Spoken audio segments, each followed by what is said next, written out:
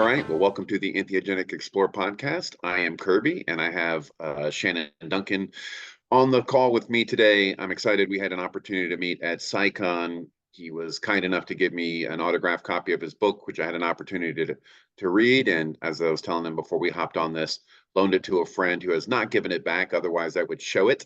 But the book is Coming Full Circle, Healing Trauma, Using Psychedelics. You can find it on Amazon and a number of other stores that I found, thrift.com. There's a couple of other places, but type it in your chat, type it in your Google search, you'll find it. I recommend it. It was a great read. And that's what prompted me to have this conversation. Again, we had a few minutes at SciCon to converse, but I've been following him online for a little bit and his book. And to me, the message from my end is always like, how do we make these spaces safer? And I think Shannon's going to lead a good portion of this conversation with advice on how do we do that. So long-winded opening. I appreciate your patience. Thank you for being here. Can we just start with you just telling us a little bit about yourself? And yeah, just tell us a little bit about your background if we could. Sure. I'm somebody who, like so many, had a pretty challenging childhood at times, and that really affected me into my adult life in really profound ways, especially with depression and issues with anger. A lot of the symptoms that come from PTSD or complex PTSD, which the latter is what I had and was working with. And I'd explored psychedelics on my own, and I found the insights that would come up to be really interesting. And I felt like they were helpful, and I would try to take action based on those to make my life better. And that worked to a degree. And a little later in life, I found out that, while those are really helpful and interesting, they were just splashing in the shallow end of the pool compared to what's really possible. And I got introduced to working with a professional guide that was actually qualified to hold that space.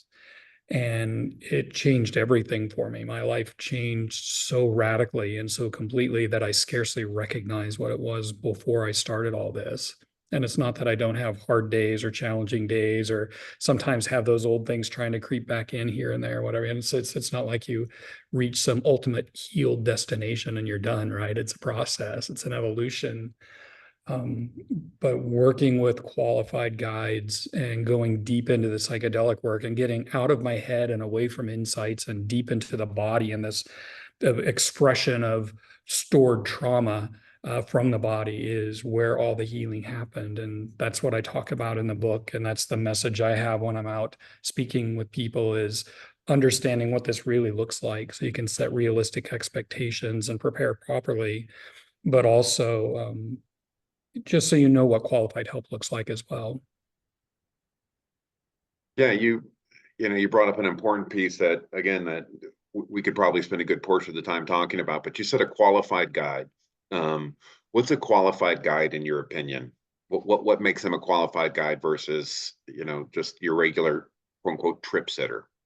Sure. One of the things I discuss in the book is I think that there needs to be more granularity in the types of psychedelic settings that people go to, because going to a retreat is very different than working one-on-one with a guide with the intention of, working with your trauma, which is very different than sitting with a trip sitter, which is very different than sitting with a life coach who works with psychedelics and wants to work with insights and setting goals and things like that. Those are all very different experiences. But when speaking about working with trauma, the first qualification, and there's no close second to this qualification, is that guide has actually done their own deep work. And so often what I find out there are people hiding from themselves, hiding from their fear, hiding from their pain by being helpful to others. Their mantra, like you said in your presentation that I like so much, is they're leading with, I want to help others.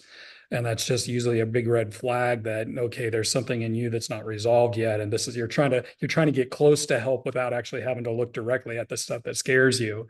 But that makes for a very dangerous guide, somebody who can't really hold a space for someone.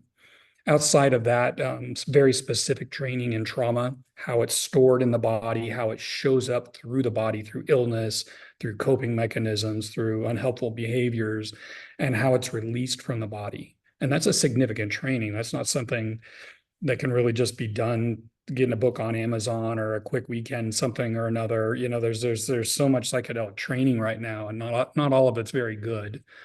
I'm actually pressed to find much of it that's very good, that's very accurate, great for trip sitters, but not so much for working with trauma and doing deep medicine work. Um, so their own deep work, training, and then getting experience. So often people jump right into working with people when what they should be doing is acting as support for group retreats. You know, find a mentor they want to learn from and act as support for their endeavors for a while. You know, I don't think anybody from the time they decide that they want to be a guide, it shouldn't be any less than a couple of years before they start sitting with people. And I know people that do it in months, and it's not good. You know, if it's benign, then the person they're sitting for just doesn't get as much as they could have. And if it's not benign, then they can be further traumatized in a really powerful way. And I've seen it happen, and it's excruciating to see. It's just there's so much potential loss there. Yeah, no, I think you bring up a lot of really good pieces. I think first, from the facilitator standpoint, and again, we all have different ways of kind of describing it. To me, it's like the entry level would be a trip sitter. You're going to do some medicine, and you get your neighbor, right? Like, hey, can you keep me safe? Right. The first one. Then you start moving up the rung, right? A basic facilitator. To me, even at that level, though, I think you should be right in the space where you mentioned it's like, no, you don't have to be completely healed. I always get that question for people, like, you don't have to be completely healed. No, but you should know what the issues are. You should be deeply involved in healing them, and it should be pretty close to being on the opposite side of some of the major pieces. But my You need to concern for a test lot of, yeah, yeah, the my, yeah, my concern for some of the facilitators are, because they do move into this so quickly. What happens is there's a projection on them. Well, first off, I just think my concern is the Western model, right?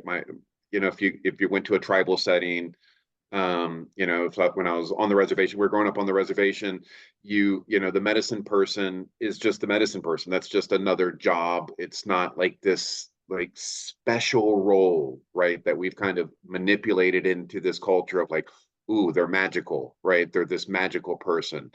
yeah. And maybe that's not the best way of expressing, but I think you know what I mean. We've I seen it do. as a special role. And so folks that have a level of trauma, they will sometimes project onto that role, and they see that as a space that they can move to very quickly, and then also be seen in a projected way of like, oh, this is a quick access to being seen in a more special light. And we Yeah. can all Approval. understand the appeal to that, right? Especially with social media. But then what happens if they move into that position too early? Then it's just so much spiritual bypassing, because they feel they have to be this projected, I'm the Buddha now. And it's like, no, I'm still a train wreck on occasion. I still have things that I'm working on and struggle with, and flaws. Welcome to being human. But they Yeah, feel they can't be that because they're expected to be a certain way. And then that trauma just is trickling down to the people that they're working with. And yeah, that's one of my concerns. And I mean all that compassionately to people, of course. because yeah, their first line is usually, well, I just want to help people. And that is usually also a question to me of, really? Well, like we said at the Psycon, I'm like, well, we walked past 3 homeless people on the way here. Did you help them? Right. So there's Why I multiple said in people.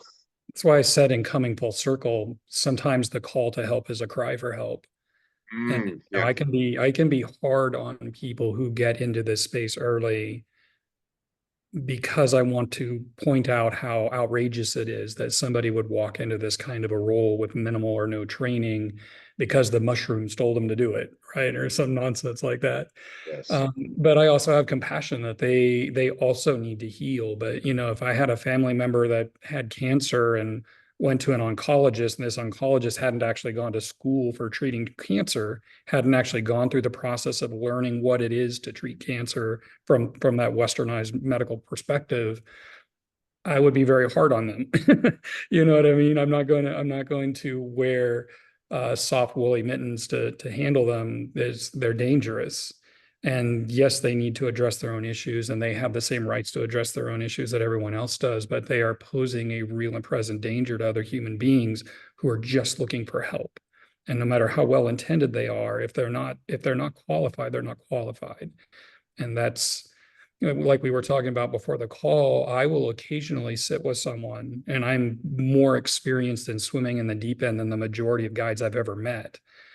And I have been mentoring under my own guide, and just learning a ton. We always talk about it, and I bounce things off of her to understand what I could do better or how to see a difference. I'm always trying to learn, but I'm super selective. If we don't click, if there's not that energetic connection, then I refer them out to someone else just because I want them to get the best help that they can. That's a space that I found tricky, because I'm in agreement. When I was training, especially with 5-MeO, which is extremely powerful and could be life altering, almost too quickly for some folks, right? It's like it was multiple years, because you had to watch 300 to 400 ceremonies, so you had to see how people were going to react to the medicine, so you could actually protect them, like spiritually, energetically, but physically. How are they going to react? How do you keep the space physically safe? Yeah. So you have to see that. You have to understand all the variations that can happen in the space, or it's going to be very difficult to keep them safe. And and again, 5-MeO is just kind of really near and dear to me, just because it's different from even a facilitation standpoint, because that propensity for people to be offline or be unconscious, and then they are completely under the care of this facilitator. So there's a physical aspect of it that is just a little bit different than potentially some of the other medicines. Oh yeah, for And sure. yeah, and I remember a gentleman that came to one of our guide courses. I'm already serving the medicine. I've done it once. And I'm like, this isn't good. This isn't good. And I mean that compassionately to you, but that concerns me. And then sure enough, 3 weeks later, he's like, somebody was rolling around in the space. I don't know what was going on. And in my mind, I'm like, that's a very common experience. I hope that's an eye opener to you of how dangerous that space is. And so that is my concern, is when I was facilitating more, almost every ceremony, somebody would come up afterward and say, well, how do I do this? And I'm like, you kind of don't Yeah. right now. Like, what's the rush? Like, why do you feel this urgency to do this? Sense of And that meaning hasn't and been a purpose. concern. Yeah, Yeah. go ahead. I'm sorry. Oh, well, I'm just it's a sense of meaning and purpose. If somebody feels something that was so impactful to them, and all of a sudden, if they could offer that to others, they would have this sense of meaning in their life, this sense of purpose in their life. And they get to play a role that is elevated. We grow up around TV and the movies where the stars are all looked up on. Everybody wants to be looked up on. And it's an easy way to try to fake it till you make it. I see a lot of fake it till you make it types, especially on social media, especially on LinkedIn. Um, and they just don't really let it in how dangerous this could be. I was on another podcast, and there was myself and another author on it, and we got into a talk about take-home ketamine and basically psychedelic telehealth in general. And you know, I was saying that in the book, I even said that I think psychedelic telehealth in any form is criminally negligent, because you Mm. never know what's going to open for someone. And he was arguing and arguing for it being something he could that should be offered.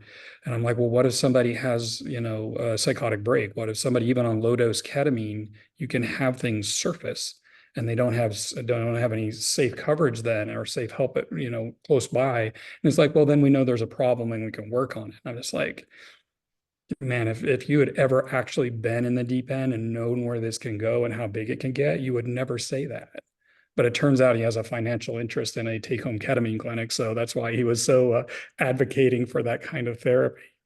It's just, I don't know. It's the Wild West out there, and it's really scary. You get these 20, 21-year-olds that had a handful of experiences at Burning Man, and now they think they're a shaman and they're out serving medicines to people. And it's scary, because I've been so deep into that myself. I know how far it can go, or I have a sense of how far it can go, and how overwhelmingly intense it can get. And man, if I hadn't had the support that I had, I would have been in real trouble. And it's yeah, I was so happy to hear your talk at SciCon. It was about the only one I was happy to hear. And a lot of nonsense going on there too. But just when you were talking about the importance of a guide being qualified, it was just really gratifying for me to hear others speaking those words.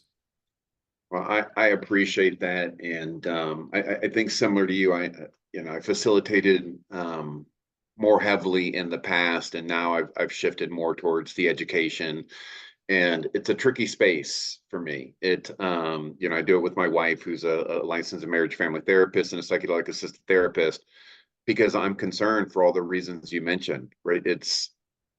I think people should have access to these medicines, but how do they get access to these medicines and not do them on their own and find somebody to work with them when there's so few people that are really qualified to work with them?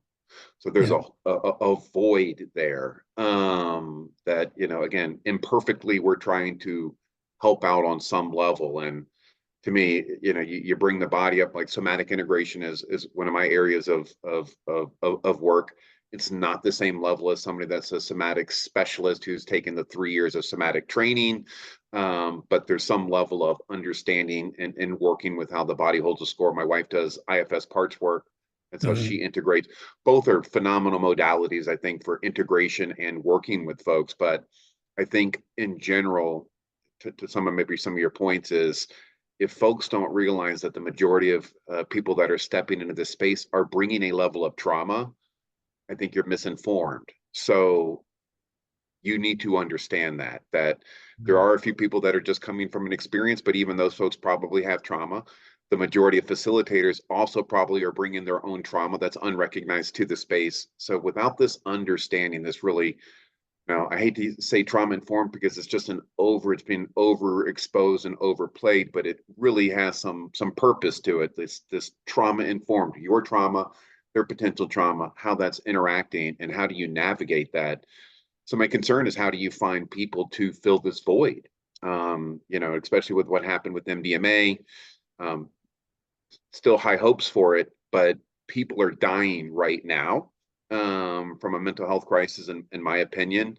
And we're just making this where the underground is even more important than ever before, because they're the only ones that don't have license at risks, that are willing to step into space. And unfortunately, many of them are stepping in untrained and for the wrong reasons.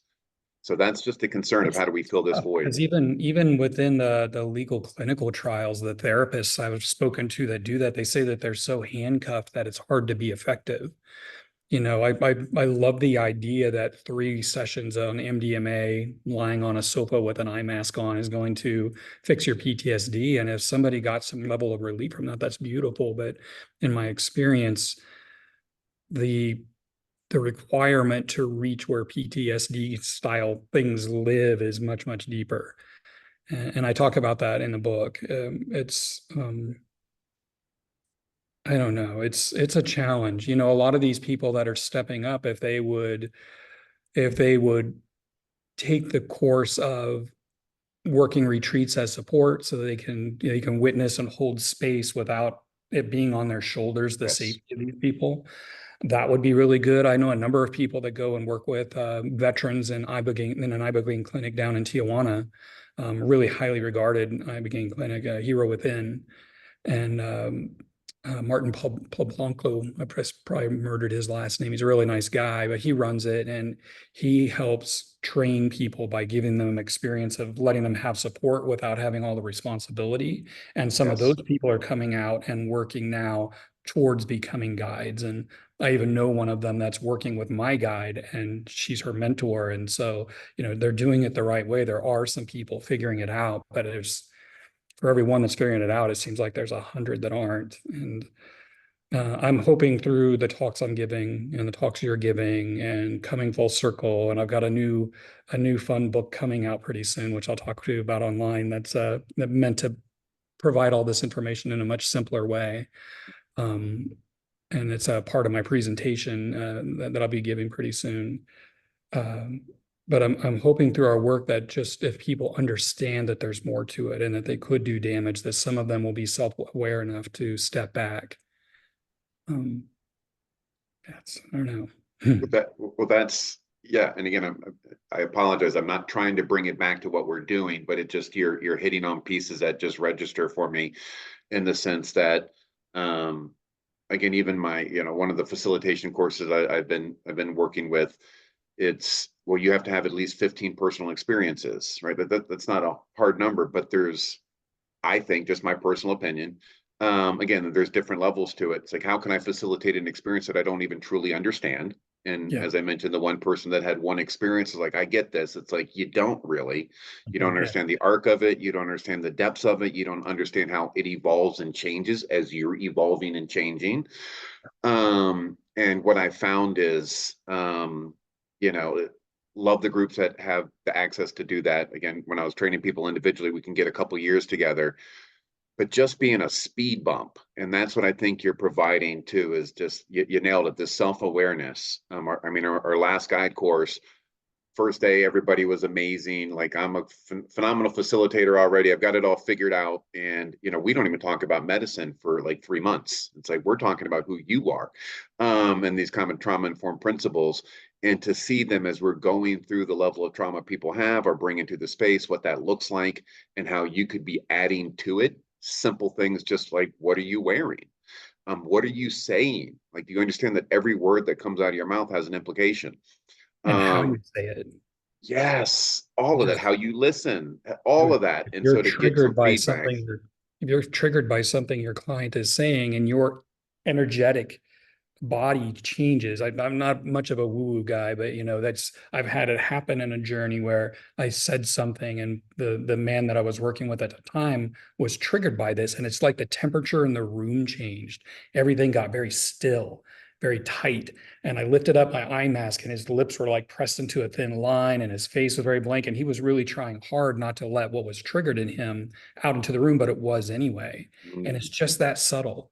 You feel it. You feel what your guide is going through 1,000 times more than you would if you yes, weren't on the medicines. And it's why they need to have done their own work and know how to handle it if something triggers them, how to breathe and release. You acknowledge it and you breathe in and it's like, I see you and we'll work on this later because we're here for them now. And then you just let that go and you're back in the room and to let yourself get charged by it or passive aggressive by it. And it just happens all the time and people don't even know they're doing it. And that's a part of that self-awareness. it's a super vital point. It, and again, even, as we're mentioning, potentially you should have multiple experiences so you can completely understand it. But let's say you did 15 5-MeO sessions back and back. That's not where the benefit is. Yeah. It was for me over this 3-year time that you're evolving and adjusting yourself, right? And then you are understanding energetically how you're showing up in that space. Because I'm similar to you, I'm not very wooey, but we are energetic beings. And if I'm anger, or, again, most guys, you could, if you talk about transference or counter transference, they've never heard the term. They don't understand that. They don't understand how there's a dynamic happening here, and how Yeah. you're holding that energetic space absolutely makes a difference. But that takes years to work on, and work with yourself and work with others to kind Yeah. of get to that space where you can just hold it. Hold it, not magically, but like hold it and be energetically neutral as these things are happening. Yeah. Um, so it's such an important point. It's Yeah. God, something popped into my brain that was in line with what you're talking about, and I lost it. I derailed my train of thought. It'll come back. Oh, well, you brought up some good pieces. I wanted to ask you, what, because again, what I'm loving about this, and I guess the direction I'd like to shift it, because I think we're very, very similar. And when I talk about these topics, I'm not perfect. I'm not saying that I've got it all figured out, that I'm Either. the guide of the year, facilitator of the decade. Um, just for me, I was able to see how serious this space was, and I could probably admit early on I didn't see it that way. But as you've been in the space enough, you can see how it's impacting people in a positive and a negative way. And that scared me straight on some levels, right? To a degree of like, this is extremely serious. And that's the message I'm trying to share with people. So I don't mean it to be over critiquing, or over critical and putting down other facilitators. I'm just trying to share what I've seen in the space. and not to direct people back to me because I don't facilitate that often anymore. Similar to you, I'm very, very selective. I really want folks to be able to find a good facilitator. And my concern is there's just limited folks that I've seen in the space. So we're not trying to bash people. But that being said, if somebody is looking for a guide, right? What would be some more advice? I know we've touched on a couple things, if maybe some Sure. potential questions to ask or red flags. Yeah, not to keep pimping the book, but in Coming Full Circle, I have like a whole big chapter just Yeah. on understanding what being a guide is and what draws people into the role sometimes and what to watch out for. So I go into a lot of detail, including a bunch of questions you can ask. But one of the first things to ask is, what's your experience with these medicines? How many times, what kind of work have you done with yourself? And if somebody's telling you, oh, I'm completely healed. There's an author out there that she's on the speaking circuit now and had 3 MDMA sessions and is completely healed from her childhood trauma. And I'm just like, you sure? You really sure? So that's one of the first things, just to get a sense, do they have a realistic idea of what this is? I was just on LinkedIn, and this attorney that represents people with psychedelics, he responded to one of my posts and coined the term um, healed as a destination. And I asked him if I could use it, and he said I could. So, this idea that being fully healed is a destination with psychedelics is very misleading. And we're people who are in the process of evolving, and you can evolve to not be as affected by these past traumas. They'll always have remnants. Most always have remnants. It's there. The more stressed you are, the more overwhelmed you are, the more likely those things are to surface again. But it's just another chance to work with them. So when you're looking for a guide, do they understand that? Do they understand? I spoke with a guide once that told me that, yeah, he goes inside now on medicines and can't find anything else to work on, so he's done. And I'm just like, no, no, you are not. You are so far from done if you think that. That is a spiritual bypass right there, my friend. Um, but so it's, does this person seem to have a realistic understanding? What's their vibe like? If you can talk to them in person, if you can talk to this guide in person, if not, then a video call, but you need some way to get feedback from them as you're talking to them. Do you feel like you can trust them? Because if you don't trust, I mean, if from the marrow of your bones, you don't trust in your safety and in this person to hold themselves appropriately, you're not going to let the vulnerable parts of you out to give expression and release and begin that healing process. That's If you don't have trust, you don't have anything. I've had, it wasn't that long ago, I had a woman approach me that was asking if I would sit for her, and she had sexual trauma issues, and I actually referred her to my own guide, who is a woman, just because I felt like I know that she would be safe with me, but I'm a man. And if she doesn't, again, to the marrow of her bones, feel safe to let those vulnerable parts out, if she on some unconscious level is trying to recreate these traumas again, it's not going to be good for her. And so that's, do you trust this guide? And just from your gut, does this feel like somebody you would tell your deepest, darkest secrets to and trust them to hold them? Um, those are really the biggies. And Yeah. then, what kind of experience do they have? What kind of education do they have? Um, you could ask for examples on, if you, I mean, these are the issues I'm working on, how would you hold a space for that? What would that look like? And just see if they feel like they know what they're doing, or if they're just a cheerleader. And if they feel that they can work with anybody, that they're just, a jack of all trades that can deal with anybody that comes through the door, then they're not somebody that really understands this.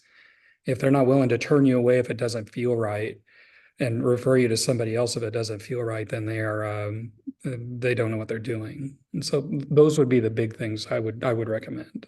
Yeah, that's great advice. What came up as you were saying that is there's two different camps. There's a few different camps, but the two that kind of popped in my mind is the one where they're a hammer and everybody's a nail, right? Mhm. Where they have one, I serve 5-MeO, for example.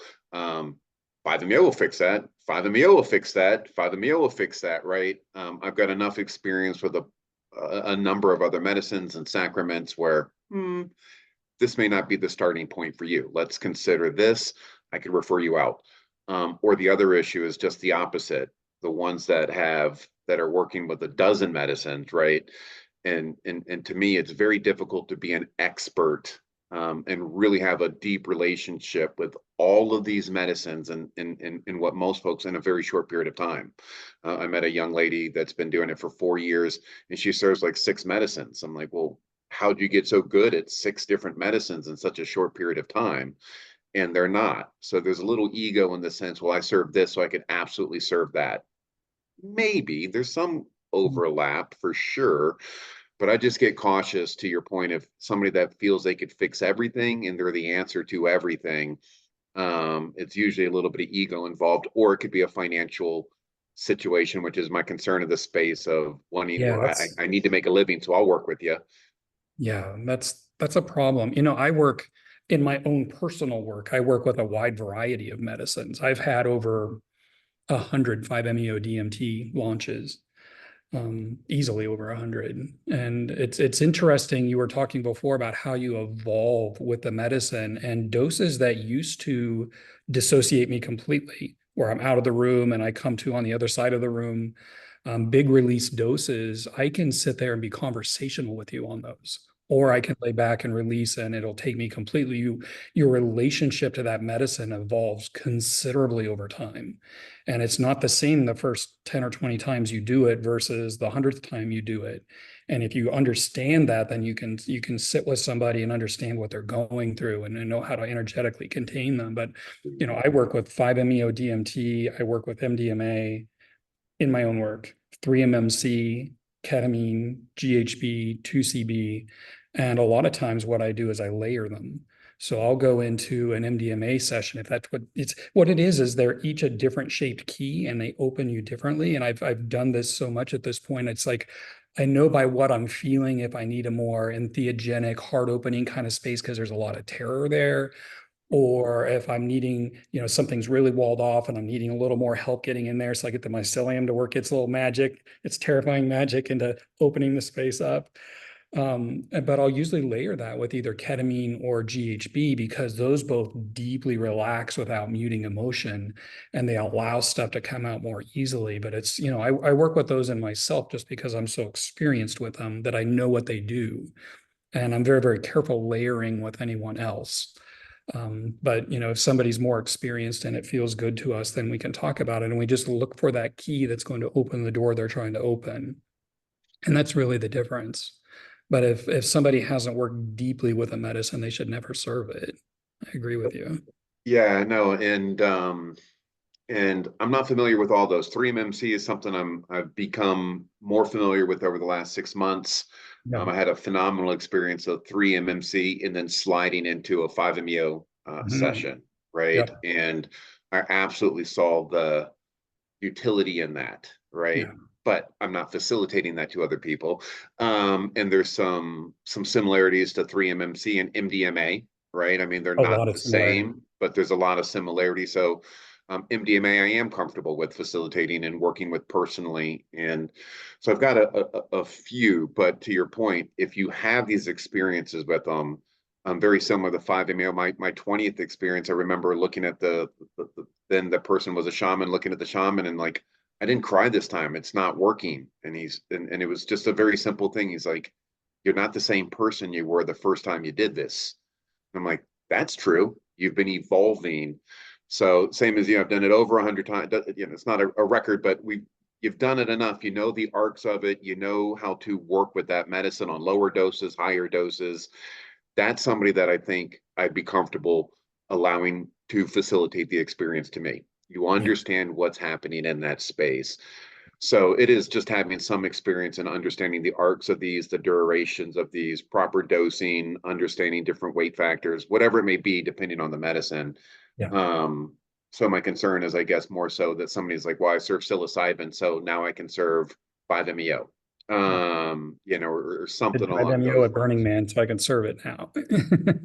It's Yeah. one pointer for 3-MMC if you're going to work with it some more is you probably notice that it's quite a bit speedier than MDMA. And that's where layering in some ketamine or some GHB is really, really helpful because it tunes it down. You stay clearer on 3-MMC than you do with MDMA. So being conversational with your guide, being able to, you know, make choices about going deeper. You're not as just swept away in the surface as you can be with MDMA, which is a beautiful medicine too. But yeah, that's where layering really comes in handy because you can tone down the undesirable effects while still getting all the desirable effects. And it's a beautiful way to work. Most of those days when I'm laying, pretty much all of them, I work with 5-MeO on the way down. And so all these things got stirred up. And if I still feel like something's wanting to move, and I usually do, then we'll start working with a little 5-MeO. And it almost always feels like it's resolved for the day for me. It's a powerful way to work. Interesting. Do you feel comfortable? And again, I'm assuming so just based on what you said, having an MDMA experience and then moving into a 5-MeO experience? Oh, absolutely. Yeah. Yeah. Yeah. I've I've done it on larger dose MDMA, and maybe the third round of 5-MeO, it stops working a bit. And I'm pretty aware that I've wrung all the serotonin out of my brain for the day. And it's like, all right, it's time to tap out and call this. So you have to be mindful and careful and just know that the challenging aspects of the days after MDMA are going to be probably a little stronger because Yeah. you further depleted your neurochemicals in using the 5. But I've found it to be absolutely worth it in my own experience. And somebody would have to decide that for themselves. And nobody new to this should ever do that. It's just you've got to be ready to handle the ups and downs of the emotions in the days after, and the unbelievable amount of anxiety that can come up in the days after. And it's just normal and it's a part of it. You need to be prepared for it, but you should be experienced in handling it first. Well, yeah, and I'm in complete agreement. And it's interesting for somebody that does medicines. I don't consider myself a psychonaut. I'm Yeah. ultra safe. It's very rarely that and again, not judging folks that maybe do it on their own. Almost never do I do it on my own, right? I don't have to have somebody watch me the whole time, but it's just I like to have somebody around just in case.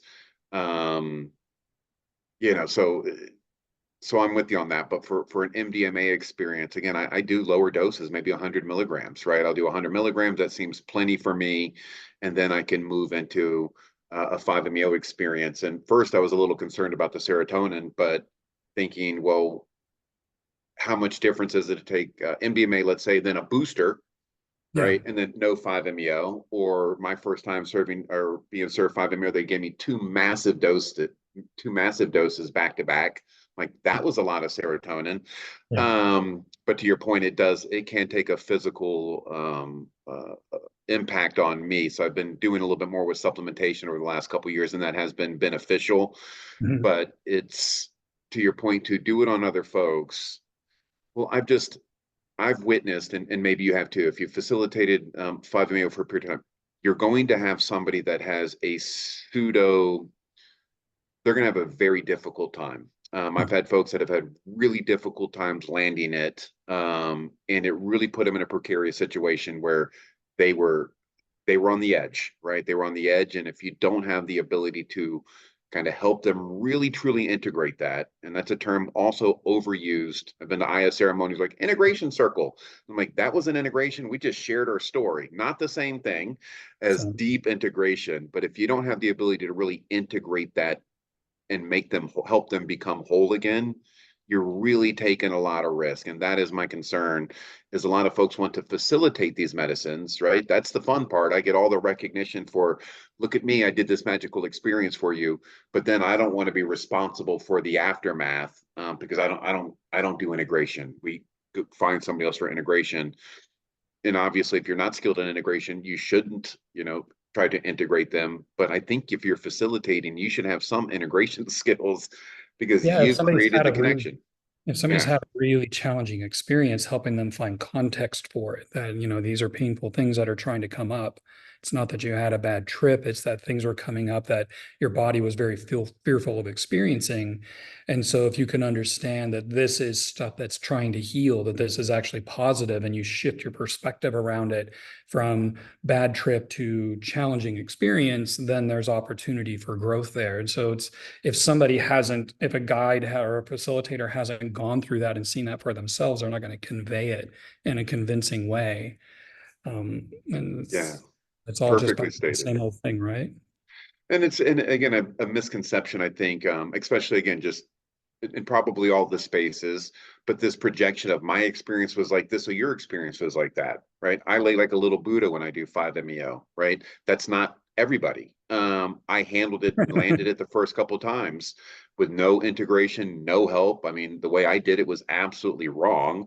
Just it wasn't the ideal way of being facilitated that experience. I got lucky though and was able to land it, make sense of it, and utilize it. But to think that's everybody is a major mistake that untrained people um, do. I mean, would you agree with that? Yeah, for sure. It's this idea that everybody processes information in the same way that you do is a huge blunder. And it's a part of what comes into play with me deciding who I will sit with. Because again, if it feels like we connect in that way, like if you came to me, just your energetic bearing, and we're saying, yeah, I want to do some work, I would consider working with you, because I think we probably process this information in a similar way. Somebody who's um, coming at it from a much different perspective, I might try to find them somebody that, if they're a trained therapist and they're deeply experienced, they can hold space for people that process in a lot of different ways. But that's not me, so I got to stay in my wheelhouse, right? And I Yeah. guess I'm just agreeing with you. I'm just Well, rambling. no, yeah, and you brought up a point which would be a good question actually. It's where do you see the therapist role in this space, right? Again, it's a tricky space for legal purposes, but do you feel that there are some, because that's a tricky question, but I'll throw it out there. What do you see ideally, what would you like to see the therapist's roles in this space be or look like? That is a really good question. And I think to start off, that a great many, if not the majority of therapists I've ever encountered, I would never sit in a room sober with, let alone let them hold space under psychedelics. And they Agreed. themselves just haven't healed.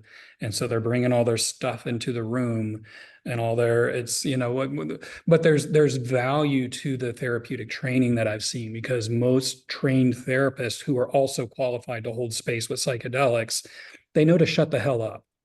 They know not to try to analyze or, solve problems or give answers. They know to shut the hell up and let this person find their own words, find their own solutions. And a lot of wannabe therapists, a lot of people playing guides that have only know therapy from a few times they sat in a room, or they watched a lot on TV, or Hannibal Lecter in Silence of the Lambs. They don't really know what that means. And so they play at it. They play at giving advice, and, well, because of your relationship with your mother and blah, blah, blah. You know what I mean? They're trying to give this person answers. And I worked with a guide once where he kept trying to put words in my mouth, or, he would reflect back things I had said completely different from what I had said, because he was interpreting it. And I asked him, hey, please don't give me the words. I need to find my own words. And he's like, well, if I do that, how am I any more than a trip sitter? Seriously, he said that. Bingo. And Yeah. and he was trying to establish his importance in the room. And my internal response was, if you can't answer that for yourself, you are not more than a trip sitter. If you don't understand that you're holding the space energetically and making it safe for these words to come out of me, instead of you giving me answers, then you don't know what you're doing. And that's real and that's common. And I'm starting to believe it is the majority. It's just people that can't. So, somebody who's had training and experience as a therapist has a big leg up, because they understand things like transference and countertransference, and they understand how power dynamics can develop, and they can understand how they can, the things they're feeling might not be their own, but they can confuse it as their own. And there's really valuable training in the therapeutic model. And there's also a lot of bullshit you got to leave behind if you're going to sit for somebody with psychedelics. So I don't think somebody has to be a trained therapist in order to be a really good psychedelic guide. But I think that they need to know the important things that therapists know, and that's going to take study on their part. And there's some really good training programs popping up. There's a lot of bad ones. People that don't know what they're doing, creating training programs to create more people that don't know what they're doing. But it sounds like the stuff I haven't gotten to look through it yet, but the stuff you're offering sounds really intriguing to me. And there's some other really good programs on trauma and, helping people become more aware of trauma and being trauma informed. I was interviewed for one of those, and they used that interview as part of the training program. It was pretty fun. Yeah. So there are opportunities to get to know what you're doing if you are serious about being a good guide. But anybody that's just in it to try to feel special and to hide from their own insecurities and fears and pain, they're not going to let that in. They're not going to let it in. They lack the self-awareness and the self-honesty to own it. And that's really where the challenge is. How do we get these people out of a position to harm others and into doing their own work? And I don't know. That's so, yeah. Okay. You brought up so much. First one is, again, I think some of the perks that a therapist would bring is even something small like boundary training. Yeah. But the average person that's stepping into the psychedelic space doesn't understand eye contact, the way you're dressing, some of the things that we've touched on, the power dynamics of it. And unfortunately, a good portion of the ones that I have met too, they almost want that power dynamic. I'm here, you're there. I have the answers, you don't. Come to me for the answers. And you nailed it when the person's like, well, that just makes me a trip sitter. It's this egoic mindset that I need to be more than what I am.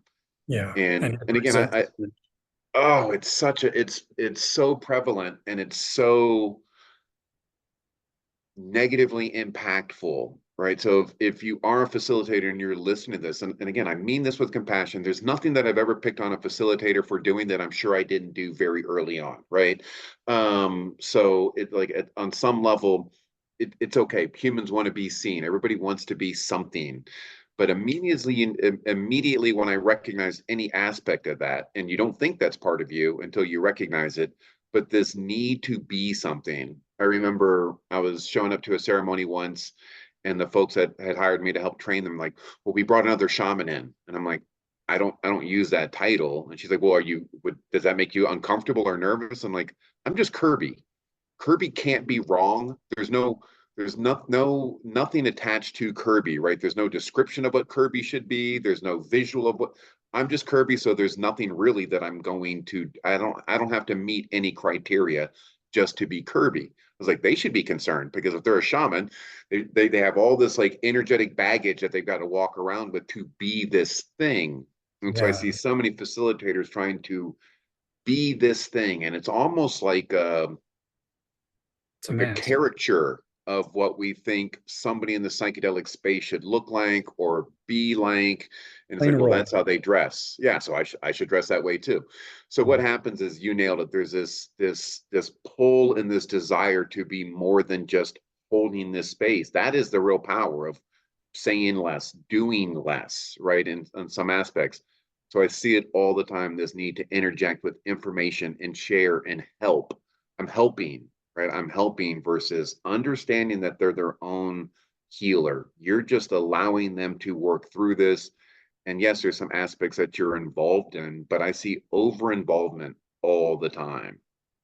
Well, one thing that just rarely gets considered is that somebody who's been deep within themselves holds a space differently, but they're also modeling something energetically for someone who's trying to heal. And you do feel it. You feel it when you're in the room with somebody that is gone deeper and more open and more authentic and more whole feeling. That's, the somebody that I would let sit for me has to radiate authenticity. And they're not radiating it by projecting an image and wearing a mask of what this is supposed to look like. They're just a human being sitting there, and they just feel whole, and they, or more whole. They have a solidness to them but it's also ephemeral. There's no solid identity, but there's a real powerhouse of energy there. And that's a very different thing than somebody who's sitting more upright than they normally do because they're projecting and they're talking with their hands like this. And it's just like, yuck. Yuck. I get it. When I was younger, I could have been sucked into that pretty easily, I'm sure. But it's yeah, that's just such an important aspect, is that you're modeling and you've got an openness in you that is in the shape of the openness this person that's trying to heal is trying to open into. And if you don't have that openness, they're going to come up against you, and that's where triggering happens. That's where, if even unconsciously you as a facilitator get fearful of something opening in you, you're going to resist it opening in the person in the room. And whether you realize it or not, you're going to steer them away from opening. And yeah, it's also complex and subtle, really, really subtle. Yeah, I really like that. And I apologize. I had a pretty big cup of coffee before this That's okay. this podcast. So I'm a little more animated than usual, but you're just bringing up so many good points.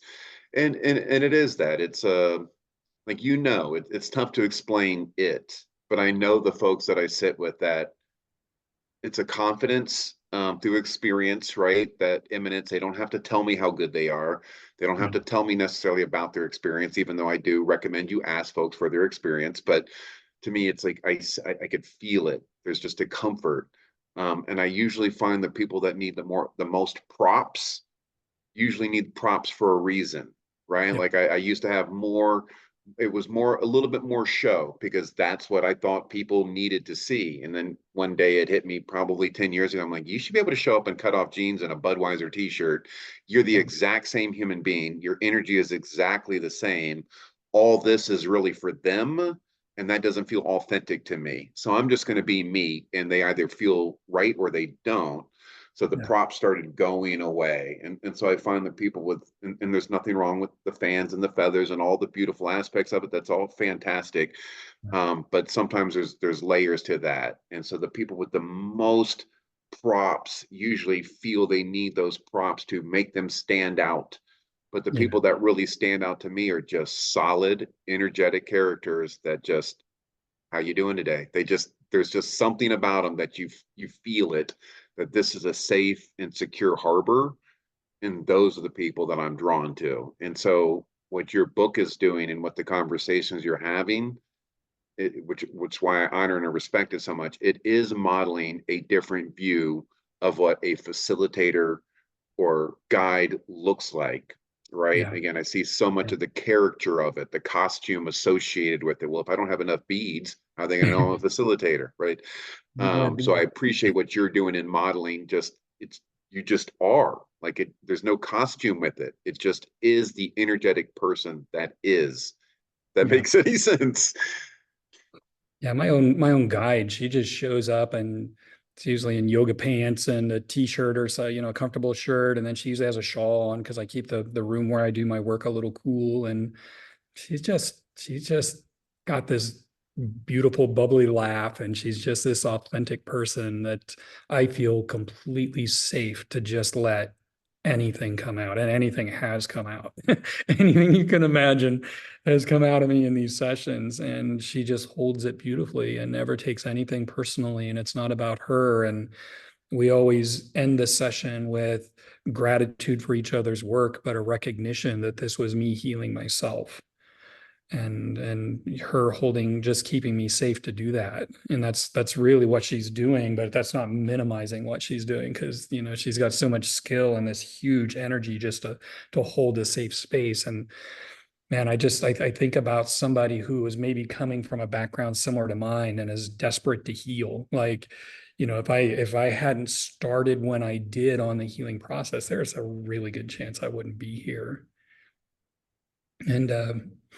And when I think about people encountering guides that might not give them what they need to realize the potential, so they have an experience or two and then they never go back to it, that breaks my heart. And Mm. that's why I bothered writing this book. I am such a reclusive, private person. I don't really like going out and speaking at events. Podcasts are fine, but I'm not into the social aspects of the psychedelic scene at all. And the only reason I make an effort to do any of this is if I could help anyone just find qualified support so they can get the true potential of what these medicines can offer, then my time has been worthwhile. And that's really all I'm in it for. And I feel like in some small ways I'm helping, so it's good. I'll keep trying. It is, again, it's and just some similarities. Again, I facilitated for many years, and I felt that was, I was drawn to that. Nothing called me, Right. right?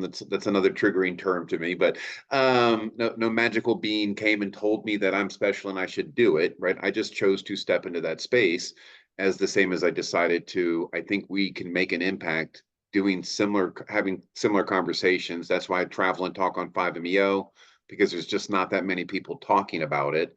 Yeah. But I'm horrified to get up there. The last one went as smooth as it can go. I'm like, I talk about this every day. You shouldn't be so fearful. Yeah. But the I one prior to understand. that, I was just horrified to be up there and talk in front of people. But afterwards, the amount of people that came up to me and said, "Hey, I was going to do this experience through XYZ or in this fashion, and I didn't." I'm like, there is real benefit to what you're doing and what I'm trying to do, but more about you, what you're doing. I didn't have a super positive first couple psychedelic experiences. They were pretty traumatizing. And again, after years of working with 5MEO, I can see how traumatizing. I can see what's happening out there, and it's a concern to me. And again, I try to be compassionate and not toss people under the bus, but I have real concerns about how that molecule in particular is being facilitated with these traveling circuses. They show up, blast people to the moon, and then they're gone, right? Like love and light, everything's great. And I'm like, you don't know the wreckage that you probably left behind. So it's an important message that you're sharing. And I think, again, folks, if you're considering stepping into this space, even as a facilitator or somebody looking to have a psychedelic experience, get the book, read the book. It makes a difference. It absolutely makes a difference. My journey would be completely different if I would have had access to this type of information or material, or I just didn't. And so I showed up one day, got shot to the moon a couple times, and then literally just moved to a tapestry. They're like, "We have other people coming. We need to move you to the side." And that was my interaction with these people. I didn't have a 5 minute conversation with them, literally, not even a 5 minute conversation with them. So there's a lot of reckless folks out there. Again, I always try to say compassionately, they think in their minds, they think that they're doing a good job or they think that they're helping, but I don't think that they Right. understand the damage they could be causing. They don't know, and then you get cognitive biases when your paycheck is counting on keeping the numbers coming through the facility, right? Mm, So you start tuning out any possibility that you might not be doing as much good as you think you are, or even doing harm because the mortgage is due. And it just makes it all so much more complex. But going back to the oncologist or a brain surgeon, they regardless of how well intended they are, they need to know what they're doing. And unfortunately, in this space, it's a harder thing to measure because what I say when I say somebody needs to have done their own deep work. Well, what does deep mean to you? Because what deep means to you might be very different from what deep means to me. And certainly what deep means to me is very different than what it means to most of the people I've spoken to out yeah. there that are offering these services. And they're like, well, I have these powerful insights. And I'm like, yeah, that's the starting line, not the finish line. That's you're at the doorway into the place. You're not at the exit out of the place. And it's well, we're doing what we can, right? Well, I love what you said. And again, I would absolutely open my class up to you. I'd love you to be a part of it. Love just even Sure. to witness it. Again, there's no claims of perfection. That's not Ideally, I could take people one on one and work with them for multiple years in the space, give them all the experiences that they need. But I think we've kind of settled to some degree on harm reduction, right? Most of the folks that we're working with they're going to do it. That's just kind of where we've come to. I'm like, that person is going to do it anyways. How can we become a speed bump on some level of slowing them down and really giving them as much information as you mentioned earlier, so they could self-reflect and go, "Oh, I'm not ready for this." And when we get those answers from people at the end of class, that's what it's for. I'm like, not everybody, but even if it's a handful of people that get to the end of this and say, I thought I was, but that class was great. I wasn't ready for it. I'm like, that's okay. In my mind, I'm like, we It's a place won. to start. It's a starting point. So we're just doing the best that we can, but there's always room for improvement. But in closing, and I appreciate all the time, we can the money conversation is another one I'd love to go down the rabbit hole on. Well, we We could can do it talk for again. It's all good. yeah, so I appreciate it. What would you like to share with our listeners in closing? Anything about your book or just advice or all of the above? The floor is yours. Good. I feel like I've rambled on considerably, but yeah, if you're seeking help, just get yourself as informed as possible. And coming full circle is one option for that. I'm not going to say it's the only option for that, but it's just, it's my perspective. If you like what I've said here, then you might like that book.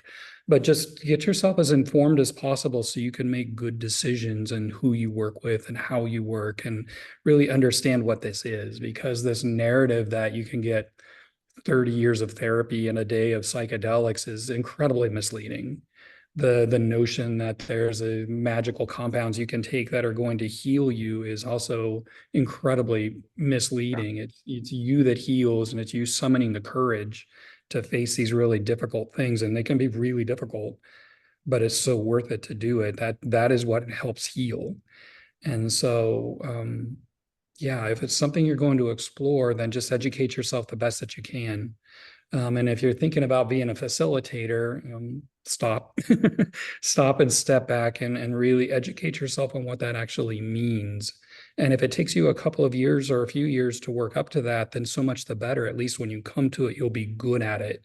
And you won't be taking from other people just to make yourself feel better, which is a lot of what happens. So that would be my ending sage advice. I think it's fantastic. I think it's okay for everybody.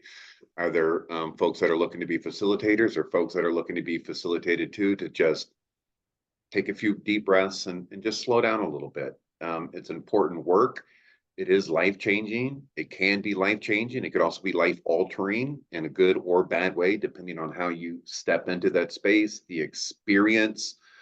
I think interviewing facilitators is a must. I know a lot of folks have some discomfort with asking those types of questions because they're talking to a shaman.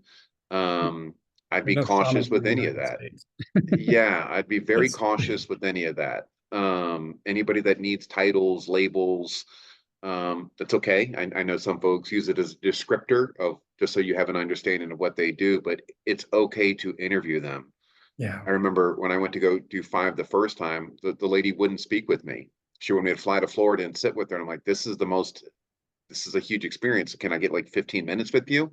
She's just like, I'm really busy. And that to me, as That would have been desperate as I incredible. was to get the healing, and I was desperate, I'm like, that doesn't feel right at all. Yeah. So if they're not willing to have conversations, they're not willing to share their experience. You brought up some good points. Have you healed? Have you used this medicine to heal yourself? Have you used these? Because if you haven't been to Paris, how are you going to take me on a tour of Paris? Uh-huh. So just take your time. I'm always a resource just for questions. If you have questions about somebody, you could reach out to me, but just do some research, be safe. And I appreciate you taking some time and sharing with everybody. My pleasure. Thank you.